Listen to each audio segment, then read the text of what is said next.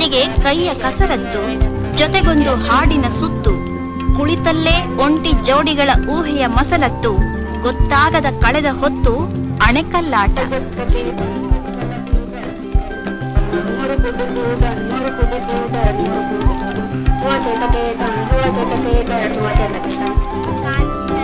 ಕುಳಿತಲ್ಲೇ ಹಾಡಿನ ಪ್ರಯೋಗ ಕೈಯ ಮೇಲೆ, ಭಾಷೆಯ ಪಾಠ, ಹತ್ತಿ ಕಟಿಗೆ, ಅವಲಕ್ಕಿ ಪವಲಕ್ಕಿ.